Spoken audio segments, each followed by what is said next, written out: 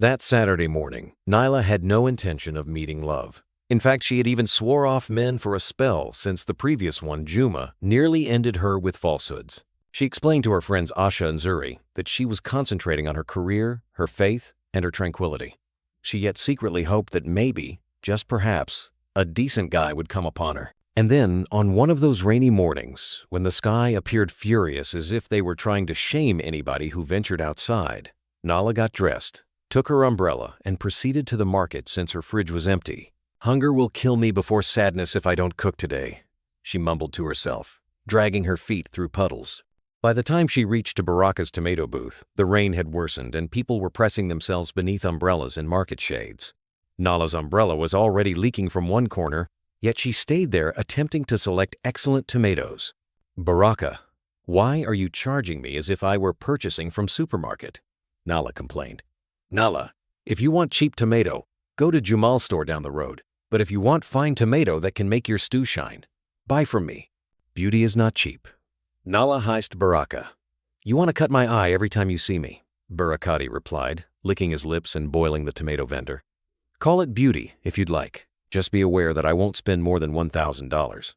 A tall guy in a tight shirt approached her as they were fighting and stood next to her with an umbrella. His voice came like thunder, yet it was smooth. "Give her the 1,000 tomatoes." "Baraka, don't be evil. I'll cover the cost of her personally if you decline." Everyone turned.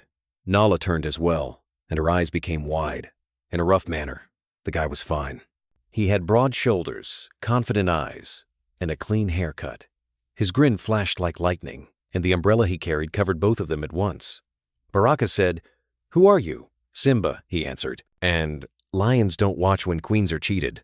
Nyla busted out laughing so loud that she bent forward. "Ah, so your name is really Simba, like lion." Simba grinned. "Yes, and just like lion, I guard my pride." Baraka grabbed the tomatoes and rolled his eyes. "Okay, take it for 1,000, but don't always come here and pretend to be a hero. Tell your lion to go get his own market lady, Nyla." "Baraka," Nyla yelled, laughing again. "Don't bother my lion. He has arrived at the perfect moment." The other ladies in the cubicle started laughing as well. Mama Zuri, the fish vendor, screamed from the corner, Nyla, your prayers has been answered, rain-washed husband to your feet." Nyla felt her cheeks burning up, and she hurriedly attempted to seem serious. Kindly don't mind them.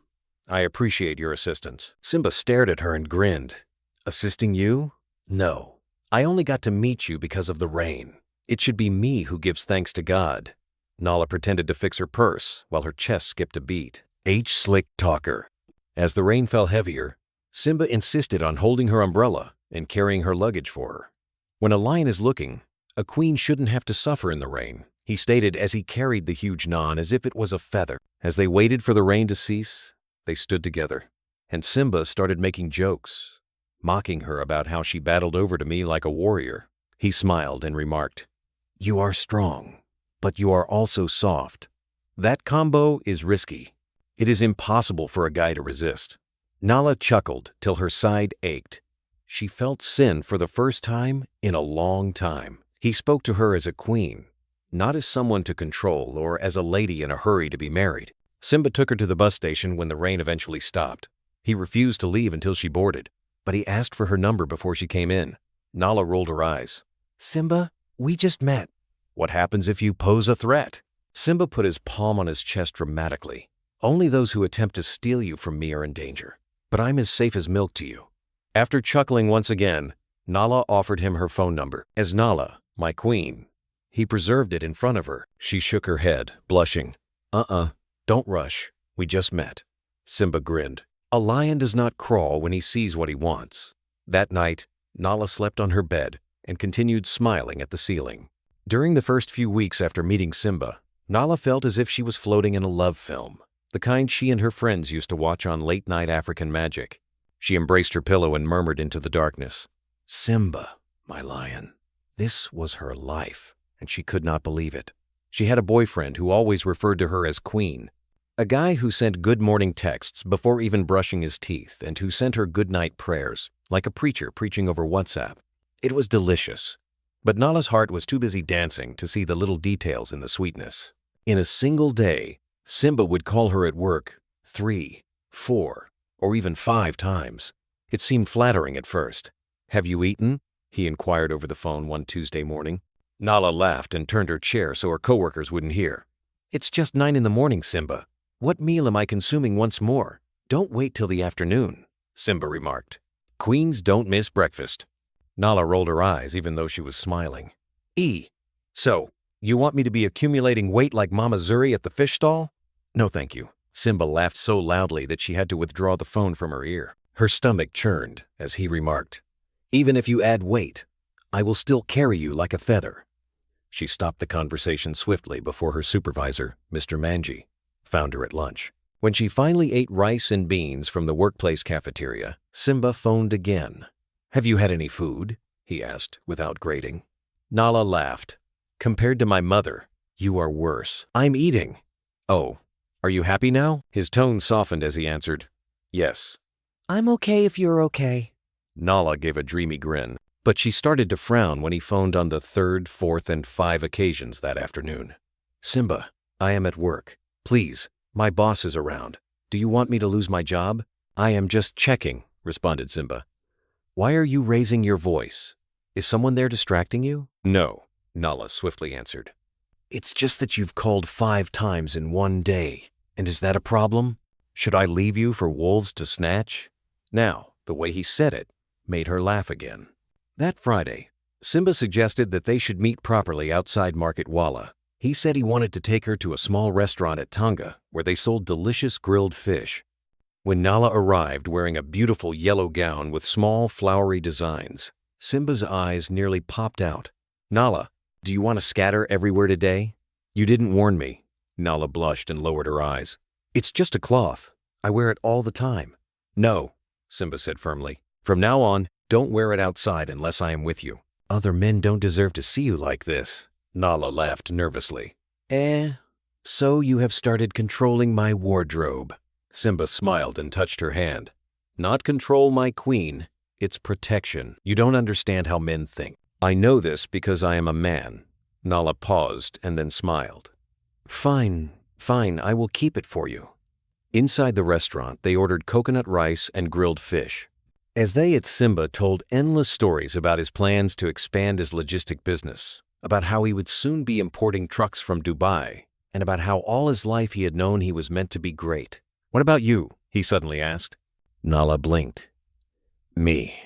I am just working small in an office, although I'm planning to save for a master's next year." Simba shook his head. "Forget school. It is a waste of time for women. A woman only needs to be wise at home. If you marry me, your masters will be managing me." Nyla laughed, thinking he was joking. "You and your big mouth. Please eat your fish." But his eyes were serious. Still, she just looked away, telling herself that men always talked rubbish sometimes. The first time Simba met her friends, it was a Saturday afternoon. Aisha had invited Nyla for a girls' hangouts at her apartment, and Nyla insisted on bringing Simba along.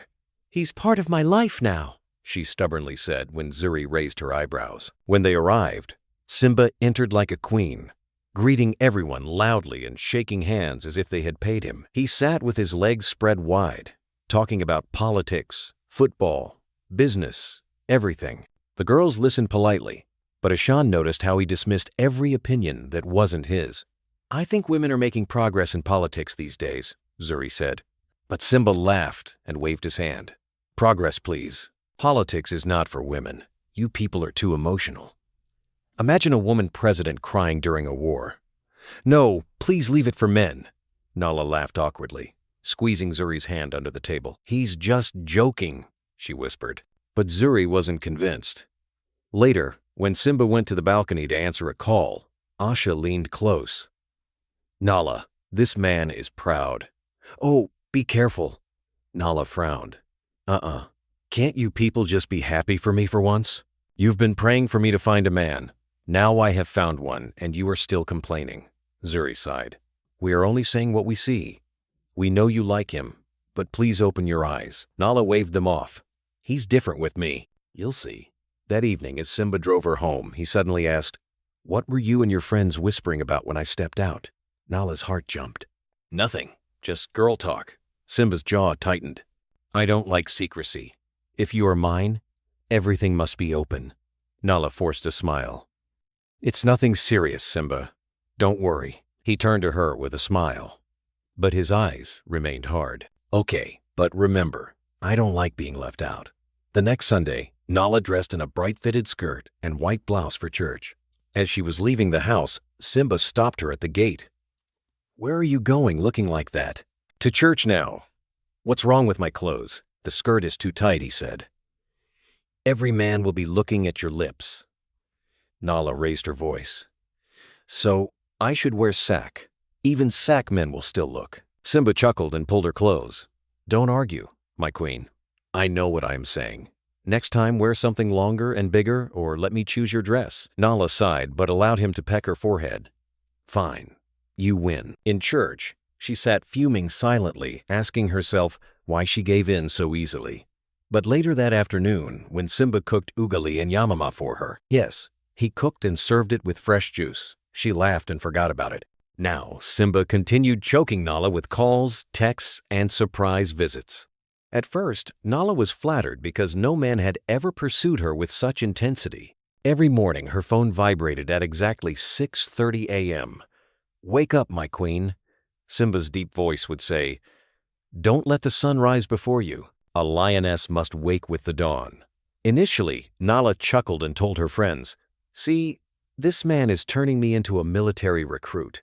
This was because she secretly enjoyed the attention, which felt like devotion and care, until it started to choke. One morning, after oversleeping and failing to answer his call, she woke up to 12 missed calls and 5 voice notes. The first of which said, Nyla, are you ignoring me? The second was, You think I won't notice you are online but not answering me. Remember, I know your tricks. The third was silence for 5 seconds, then a sigh after which he asked, Maybe you're with someone else. Is that why? The fourth was, If you don't want me, tell me now, I will walk away. Finally, the fifth voice note was, Okay, sorry. Maybe you were exhausted. I simply love you too much. Nana sat on her bed, rubbing her eyes. This guy is so dramatical, she muttered. But instead of confronting him, she called back and apologized. Sorry, Simba. Simba's voice instantly softened. My queen, don't frighten me like that again. I overslept. I was losing my mind. Her heart softened, and she ignored again. However, the jealousy became clearer when they went shopping together at the market. Nyla wanted to buy onions, so she stopped at Jumal's stall. Juma was her old schoolmate and former boyfriend who still seized her like before. Nyla, you are looking younger every day. What is your secret new man? He joked, not knowing that her lion was standing right behind. Before Nyla could even reply, Simba stepped forward with his chest puffed. Yes, she has a new man. Me, her only man. So reduce the way you look at her. Juman laughed awkwardly. Relax, bro. I was just joking. Simba didn't laugh. He dropped money on the table, grabbed the onions, and pulled Nyla away. As they walked, Nyla hissed. Why are you behaving like that? Juma is just an old friend. Old friend, old flame, old nonsense, Simba muttered. Men don't joke for nothing. He was eyeing you. Nyla threw her hands up. Eye me in a dirty market with onions. Simba, please. Later that evening, after he held her face gently and said, I only get jealous because I love you too much. I can't stand another man near you. Her anger melted like ice in fire again. She whispered, Okay, I understand. One Sunday afternoon, Asha invited them to a barbecue at her cousin's house. Everyone was there. Friends, cousins, church members, people were playing Ludo in one corner. Music was blasting from his speaker, and children were chasing balloons. Nyla wore a flowy blue gown that swirled when she walked as she danced playfully with Zuri. Simba walked up and whispered in her ear, Stop dancing like that. Your waist is moving too much. Nyla turned in confusion. But I'm just having fun with Zuri. His eyes were cold. Men are staring. You are embarrassing me. Nyla's cheeks burned and she sat down immediately. Zuri frowned. What happened? Why did you stop? Nyla forced a smile. I am tired. Later, Asha's cousin Ormerori cracked a joke about marriage. Nyla, you better marry Simba quick, before another woman snatches him. Everyone laughed. Then Simba smirked and said, Don't worry or marry. She is unable to go.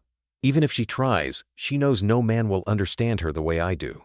The table rolled with laughter. Nyla laughed too, but her stomach twisted. That night, she lay awake on her bed, replaying his words. "No man will understand you the way I do." It sounded sweet in public, but alone in the dark, it felt like a warning. Sadly, the control continued in the same pattern and sipped into small things. One evening, Nyla was dressing for midweek service. She wore a fitted blouse and long skirt. But as she reached for her earrings, Simba, who had come to pick her up, frowned. "Those earrings are too big. You are not going to a fashion parade. Remove them," Nyla pouted. "But they match my blouse." Simba stepped closer and lowered his voice. "Do you want men to keep staring? Nyla, I'm protecting you." Nyla sighed, removed them, and dropped them on the table. At church, Simba proudly held her hand during worship, singing loudly off-key. Everyone smiled at the lovely couple, but only Nyla knew that she had just lost another little battle. Meanwhile, her friends had started to notice the change. Zuri called one evening. "Nyla, you are not as free as before. Every time we want to hang out, you say Simba doesn't like it." "Wait, are you in a relationship or prison?" Nyla laughed. "Zuri, don't exaggerate. He just cares." "Care or control?" Zuri asked. "Control, care." "No, he's just protective." There was silence for some seconds. Then Zuri said, "Just be careful. Red flags don't turn white after wedding." Nyla's chest tightened. She ended the call quickly, muttering, "These girls will never understand." However, deep inside, a seed of doubt was growing. She remembered what her mother used to say. "When a man loves you too much in words, look carefully at what his actions are saying." Simba's actions were saying something, but Nyla wasn't just ready to listen yet. She told herself over and over, "He will change. He is only going through a time of confirmation. It's because he loves me." And so each red flag that was shown to her was folded neatly and tucked away like a dirty laundry hidden under the bed whenever guests came. The deeper Nyla sank into Simba's world, the more she realized that his love came with rules. It was like a contract she hadn't signed, but somehow was already bound to. Every day had a test. If she picked his call on the first ring, he would say, "That is my queen, always ready for me." But if she delayed for 2 seconds, he would sigh and say, "So, who was keeping you busy this time?" At first, she thought it was his own way of teasing, but slowly it began to sting. One afternoon, she stopped by the market to buy pepper and onions alone. Baraka was at his stall, fanning himself with a piece of cotton. Nyla, today you are glowing. Love is walking." Baraka ceased. Nyla laughed. "Please leave me alone." Well, she didn't know Simba. Her lion was standing right behind her. Baraka Simba said sharply, "Don't talk to her like that again. Glow or no glow, she's mine." Baraka blinked and raised his palm. But I was only joking now." "Don't joke with my queen." Simba cut him off, pulling Nyla's hands. On the way home, Nyla muttered, "Why did you talk to Baraka like that? He's harmless." Simba frowned. "That is how men start. Today he says, 'You are glowing.' Tomorrow he will say, 'You are sweet.' Nyla, don't be naive." Nyla tried to laugh it off, but her laughter sounded fake even to her. Then the gaslighting became a routine. One evening, Simba and Nyla were talking about her dream of going abroad for her masters. "Simba, you know I have been saving small. Maybe next year I will apply for the masters," she said excitedly. Simba leaned back in his chair and chuckled. "Masters abroad. Hey, Nyla, you think those people are waiting for you? You better face reality." Her smile faded. "Simba, why do you always dismiss me?" Simba shook his head almost as if you were pitting her. "You see, this is the problem. You take everything as insult. I did not dismiss you. I am just telling you the truth. That is why you need me to balance your emotions. But it hurts when you say it like that." Nyla said hurts. "Nyla, you're just too sensitive." "That is why I said women can't handle big things like politics or business. Only one small comment and you're already crying. Well, thank God you have me." And just like that, she began to doubt herself. At Asha's house one evening, the girls were playing Ludo and eating roasted corn. Simba joined them as usual. Zori then joked, "Simba, don't let Nyla cheat in Ludo. She always conceals her dice." Simba smirked. "Of course she would cheat. Women consistently cheat in life, in little things, and even in Ludo. Women need to watch them because of this." The laughing around the table was deafening, but Nyla's heart plummeted. She mustered a grin, pretending to drink water. Later, when she confronted him, Simba shrugged. It was only a joke. Why are you angry? She eventually apologized for being irritated, saying, Do you want me to look weak in front of your friends? Relax, my queen. You're overthinking. Even her relatives noticed. One Sunday, her auntie Mama T approached her after church. Mala gave a feeble grin as Nyla, the elder lady, said, I see how Simba looks at you. That is not love. It is ownership. Be careful. Marriage does not change character. It only makes it bigger. Mama T, you don't know him like I do. He's rough outside, but soft with me.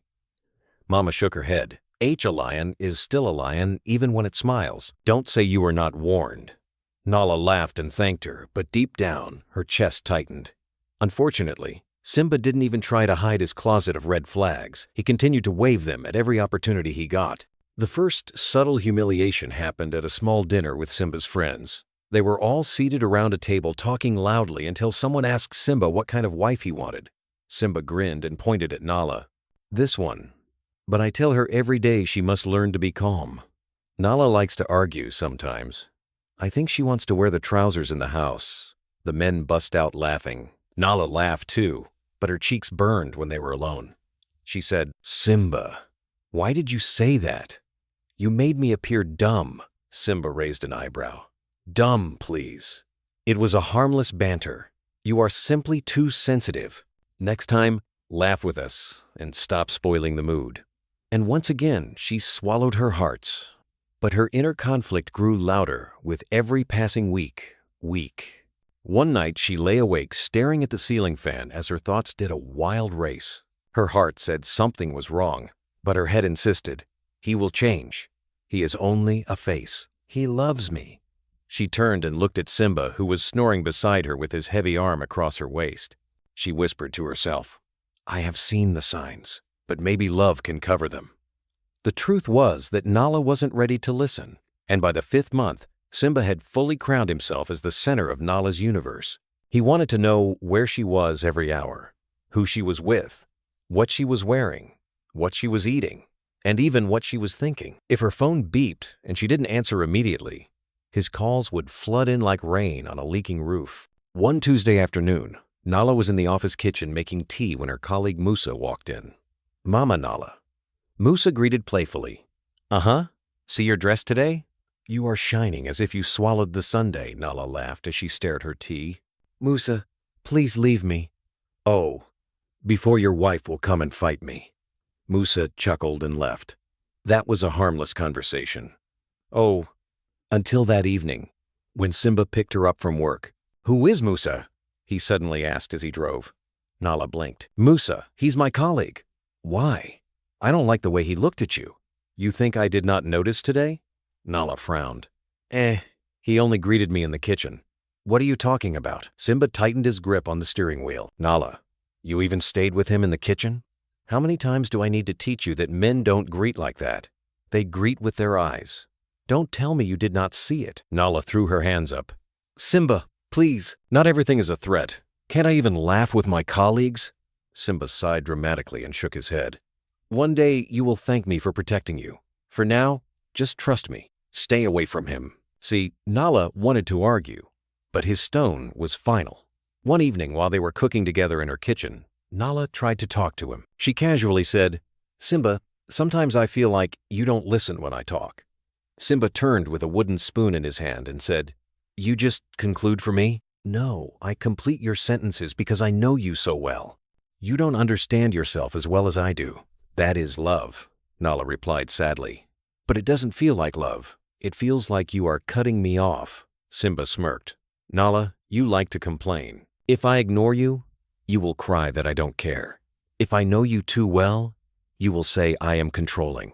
What exactly do you want? Nyla's sleeps trembled. I just want to feel heard. You are heard right now. I am hearing you, but what you are saying is unnecessary. Nyla froze, then nodded slowly. Maybe you are right. Her friends also saw her struggle and tried to pull her back. Asha noticed the change first. One Saturday, Nyla came to her apartment for their usual girls' catch-up. Asha poured her Fanta and leaned forward. Nyla, let me ask you, are you truly happy? Nyla smiled. Of course, Simba loves me so much. That is why he's strict sometimes. Strict? Asha repeated. Love is not a prison gate. A man can love you and still let you breathe. Nyla smiled awkwardly. You don't get it. He's just protective. Zuri, who had been quiet, finally spoke. Nyla, open your eyes. Just so you know, you will first see signs before you see wonders. Nyla's smile froze. What does that mean? Zuri sighed deeply and explained. It means all these little things you are brushing aside, they are signs. You think marriage will change him? No. It will only magnify who he already is. Wonders will come, but not the kind of American wonders you expecting. Asha nodded in agreement. We are not against you, Nyla. We just don't want you to suffer later. Nyla's eyes welled up. Why can't you people just be happy for me? For a very long time. You've prayed I'll find a man. Now I found one. You don't want to support me. Why? The room was silent. Zoran leaned back and said, Because we love you more than you love yourself right now. Nyla stood and grabbed her bag. I don't want to hear this. Simba is not perfect, but no man is. I'll manage him. She stomped out before her tears could fall. That night, Simba called. His tone was sharp. What were you and your friends talking about? I know they don't like me. Nyla's chest tightened. Nothing serious. Simba chuckled bitterly. You see secrecy again. But it's fine. Soon you won't need them. A queen doesn't mingle with jealous villagers. Nyla's heart ached, but his words slid into her mind like oil. By the time they ended the call, she found herself nodding. Yes, maybe Asha and Zuri don't really understand us. And slowly she began to pull away from them. Then Simba took the humiliation to the next level. It became public. He invited her to a small birthday dinner with his colleagues. They were seated at the long table eating suya and drinking malt. At some point, one of his friends stabbed him. Simba, you finally calmed down because of this fine woman. Marriage is near. Everyone clapped. Simba grinned and pointed at Nyla. Yes. So, she's the one. But let me warn you, don't be deceived. She looks quiet, but she's stubborn. Sometimes I tell her she talks too much, like a radio without battery. The table erupted in laughter. Nyla forced a smile, but her throat burned. That night, she lay in bed, replaying Zuri's words. You first see signs before you see wonders. Still, she shook her head, stubbornly. No, Simba is my lion. He will change. He just needs time. She turned to her side, hugging her pillow tightly and convincing herself that the red flags were love letters written in strange ink. Now, the pressure from her friends was one thing, but when her own family started to notice, Nyla knew she was in trouble. One Saturday, she traveled to her mother's house in the village for a visit. She was peeling kava in the compound when Nyla arrived. After greetings and laughter, they sat together under the mango tree. Mama, I want you to meet someone soon, Nyla remarked with a shy smile. His name is Simba. Her mother raised an eyebrow. Simba, as in lion. H. Does he roll? Nyla laughed until her side hurts. Mama, he's not like that. He's protective and compassionate. He's just unique. Her mother laid her knife down and cleaned her hands. Protective, you say? Listen to me, Nyla. Sometimes what you call protection is jail in disguise. Don't confuse a prison for a castle. Nyla's grin dimmed. You haven't even met him yet, Mama. I am cautioning you now because of this. Mama Nyla responded. When a man shows you how he will treat you, believe him. Don't enter marriage thinking you will change a man. Marriage doesn't change anyone. It only makes their real character louder. Nyla sighed. Mama, he's just going through a phase. Confirmation phase. See, I know he loves me. That is why he's jealous sometimes. You will see when you meet him. Her mother laughed deeply. My daughter, hey, you will first see signs before you see wonders. If you ignore the signs, don't be surprised by the wonders that follow. Those words pierced Nyla's heart. And as she laid on the small bed in her childhood room, she asked herself, is it every time wonders follow signs? Please share this story with your loved ones, give the story a thumbs up, and subscribe to this channel if you haven't already. Until I bring you the next part, bye. Some signs can also be false alarms, right? What would it profit a queen to lose a lion due to mere threats? Do you think Nyla might be right about Simba, after all? Have you ever been in a situation like this? Or do you know someone who has? How did it end? Stay tuned for part 2 to find out what happens to Nyla.